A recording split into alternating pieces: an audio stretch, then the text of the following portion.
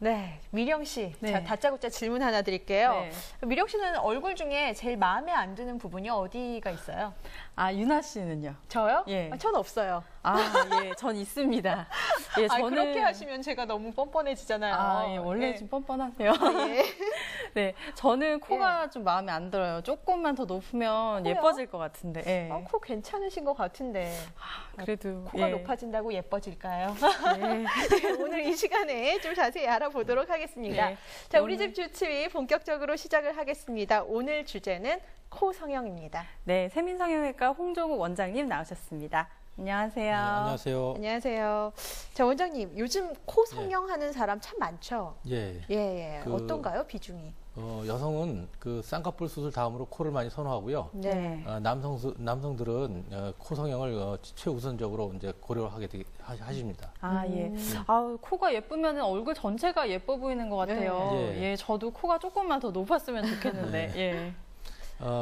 코가 예쁘다는 기준은 네. 사람마다 다른데 네. 또 시대마다 또 좀 다르고요. 예, 예. 그래서 우리가 그 80년대는 네. 이렇게 코끝이 가늘고 길게 처진 코가 미인의 코였고요. 네. 90년대는 코끝이 뭉툭하면서도 아래로 향한 코가 예쁜 코고요. 맞아요, 맞아요. 예, 그리고 2000년대는 전지현 씨처럼 코끝이 둥그란 코가 인기가 있었습니다. 네. 요즘은 날렵하고 오똑한 반버선형의 코끝을 가진 코가 인기가 있는데요.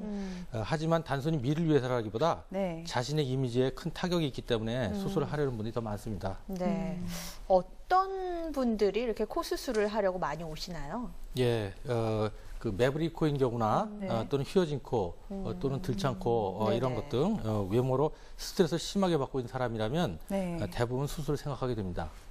아, 어떻게 하면은 조금 예쁜 코를 가질 수 있을까요? 네. 전체적인 얼굴 비율에 맞는 자연스러운 코를 갖는 것이 중요한데요. 네. 앞서 우리가 본 연예인 사진들처럼 네. 조화가 맞는다면 더 코가 예뻐 보이게 되겠습니다. 예. 하지만 우리가 그 연예인이나 네. 이런 이제 외국인 코처럼 무조건 따라서 하게 되면 자신의 얼굴의 조화에 맞지 않기 때문에 네. 이 콧대의 높이라든지 또는 모양 아니면 그 각도를 갖다 고려해서 수술을 해야 본인의 만족도가 높겠습니다. 네. 자, 코뼈 때문에 고민인 분이 계셔서 네. 저희가 인터뷰를 해왔는데요. 먼저 이야기 들어보고 말씀 또 나눠보도록 하죠. 네. 어렸을 때 이제 친구랑 장난치다가 어디 탁 쇠 같은 데 부딪혔는데 이 뼈가 조금 이렇게 튀어나오게 됐어요. 콧대가 아예 낮은 건 아니고 조금 있기는 한데 이제 뼈가 조금 튀어나와가지고 그게 조금 더 보기가 안 좋고 보정하려고 코가 여기가 뼈가 조금 이쪽으로 튀어나와 있거든요. 추운 겨울 되고 하면 여기가 이제 새파랗게 뼈가 보이니까 코를 뭐 깎고 이런 수술이 아니니까 좀 최대한 자연스럽게 제 코처럼 이렇게 좀 됐으면 좋겠어요. 아, 코뼈가 많이 튀어나왔네요. 예.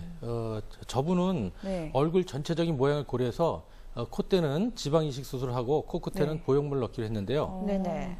코가 너무 낮으면 실리콘을 사용하여 올릴 수가 있는데 네. 그렇지 않고 이분처럼 매부리 코나 코가 튀어나온 경우에는 꺼진 부위에 자가지방을 쓰는 게 좋습니다. 네. 모든 재질 중에서 자기 몸 신체 조직이 제일 안전하거든요. 이때 주입한 지방의 20 내지 30%는 내 것이 됩니다. 크게 붓는 것도 아니고 또 보형물이 삐뚤어지거나 하는 부장도 없고 자연스럽고요. 네. 저렇게 그런데 자가 지방을 이식을 하면 예. 지방은 흡수된다고 하잖아요. 그러면 예. 높인 코가 다시 주저앉는 거 아닌가요? 예, 단점은 좀 흡수되는 양이 사람마다 달라서 정확하게 올라가지 않을 수가 있습니다. 또한 2mm 이상 올리는 것은 좀 무리가 올 수가 있고요. 네네. 그래서 한 10명 중에 한두 명 정도가 한두 달 정도 있다가 좀 가라앉을 수가 있습니다. 저분 같은 경우는 코끝에는 보형물을 넣었다고 하셨는데 그 보형물 어떤 건가요? 이것은 이분은 코끝이 낮아서 네. 코끝 수술을 좀 같이 해야 했는데요. 네네. 이때 그 알로덤이라고 하는 그 다른 사람, 즉 이제 사체의 피부 조직을 조직은행에서 이렇게 철저한 관리와 소독으로 가공 처리해가지고 이식할 수 있게 만든 재료입니다. 이것을 넣었는데요. 네. 그 알로덤은 연골에 네. 비해 좀 부드러운 느낌이 주는 장점이 있고요. 네. 또 자연스러운 장점이 있습니다. 예, 알로덤이라는 게 있네요. 수술 후 사진이 나오고 있는데요. 오, 예. 자연스럽게 자리 잡았어요. 저게 얼마나 기간이 지난 건가요? 예, 그 최종 모양은 최소한 그 한 2개월 정도 뒤에 판정하게 되는데 네. 지금 이 사진은 일주일 정도 지난 모습입니다. 자연스럽네요. 예. 예. 네, 코 수술 후에 주의해야 할 사항 같은 건 없나요? 수술 후 심한 네. 운동이나 이제 안경 착용은 한 달 정도 이제 안 하시는 게 좋고요. 네. 또 술과 담배는 한 달 정도 금지해 주는 게 좋겠습니다. 네. 그리고 그 수술 후 한 2, 3일 정도는 네. 그 냉찜질을 좀 해주시고요. 네. 그 후부터는 이제 온찜질을 해주시게 되는데요. 네. 세안은 코 테이프를 5일째 떼거든요. 네. 그때부터 이제 하시면 되겠습니다. 네. 제 요즘 이미지에 대한 중요도가 높아지면서 이 코 성형에 대한 관심이 많아지고 있는데 그런 만큼 코 성형에 대해서 이 정보들도 넘쳐나고 네, 있습니다. 저희가 이 몇 가지 준비를 했는데요. 한 가지씩 좀 해결을 해 주셔야겠어요. 예. 이 첫 번째가 휘어진 코를 성형을 하면 비염도 네. 같이 나올 수 있다라고 하는데 예. 이게 진실인가요? 거짓인가요? 예, 그 예. 어느 정도는 진실입니다. 그러니까 그 우리가 예. 휘어진 코는 그 코의 그 기둥을 이루는 코뼈뿐만이 아니라 네. 코를 이게 좌우로 나누는 그 비중계 연골이라고 있는데 네네. 이것이 휘어진 경우가 많은데요. 이러한 그 비중계 연골이 휘어지면 그 한쪽 콧구멍이 좀 이게 좁아지게 됩니다. 그러면 이제 숨 쉬는 것이 좀 불편하고요. 네. 숨 쉬는 것이 불편하다 보면 거기에 이제 비염이라든지 축농증 또는 코골이 증상 등이 이제 유발하기 쉬운데요. 네. 그래서 이제 이러한 그 휘어진 코를 바르게 펴준 수술을 하게 되면 네. 이런 이제 휘어진 코 때문에 생긴 이런 그 코의 재증상들, 뭐 축농증이라든지 이런 비염이 완화되는 효과가 있습니다. 네. 예. 비염 수술하고 왔다라고 했는데 코가 아주 예뻐진 네. 분들이 계세요. 예. 거짓말인 줄 알았는데 예. 조금은 효과가 있군요. 예, 그렇죠. 예. 두 번째 질문 제가 드릴게요. 예. 성형 수술은 어렸을 때 하는 게 좋다는 얘기를 들은 적이 있어요. 그게 예. 맞는 얘기인가요? 우선 코 수술은 네. 우리 몸의 그 얼굴에 이목구비는 네. 그 부위별로 그 성장하는 시기가 틀립니다. 그래서 특히 이제 이 코뼈라든지 네. 턱뼈는 그 다른 부위에 비해서는 성장하는 늦게까지 성장하는 경향이 있는데요. 네. 그래서 이제 이 코 수술하는 경우에는 우리가 충분히 성장이 다 끝난 다음에 하시라고 권하고 있습니다. 예. 네.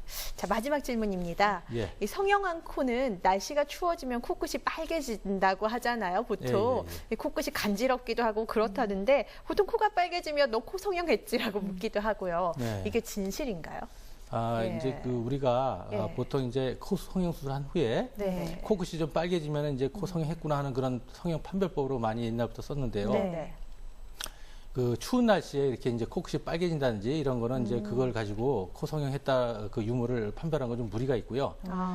그러나 이제 이 날씨하고 관계없이 네. 코끝이 계속 빨개져 있는 경우는 코 성형에 부작용일 수가 있습니다. 그래서 이러한 경우는 이게 전문의를 찾아가서 좀 상담하는 것이 좋습니다. 네. 네, 방금 전에 부작용에 대해서 예. 말씀하셨는데 요즘 예. 재수술하는 분들도 많나요? 코 수술?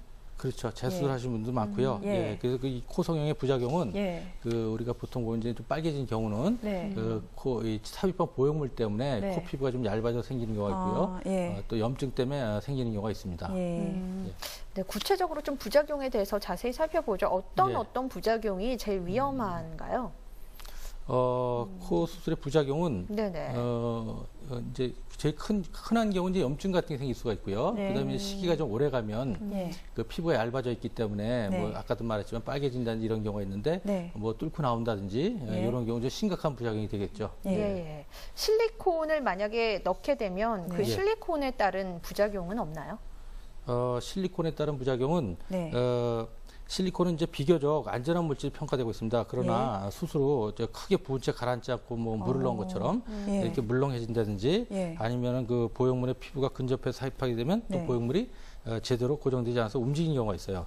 이런 경우는 시간이 지나면 이제 삐뚤어져서 그런 상태로 아물 수가 있습니다. 네. 또한 무허가 실수해서 파라핀 같은 주사를 이용해서 네. 코를 높인 경우에는 재수술이 거의 불가능하기 때문에 좀 주의를 하셔야 되고요. 예. 네네. 네, 부작용 때문에 고생을 하지 않으려면 어떤 예. 점을 주의해야 할까요? 우선 예. 자신의 얼굴과의 조화를 고려하지 않고 예. 무리하게 콧대를 높이게 되면 네. 일단 그 성형 코성형 했다는 그런 티가 여지없이 드러나게 됩니다. 예. 그래서 우선 그런 문제가 없으려면 네. 전문의하고 충분히 상의를 하고 네. 또 전문의 그 의견을 충분히 자기가 이해를 하고 숙지를 한 다음에 네. 결정을 하는 것이 좋겠습니다. 예. 네.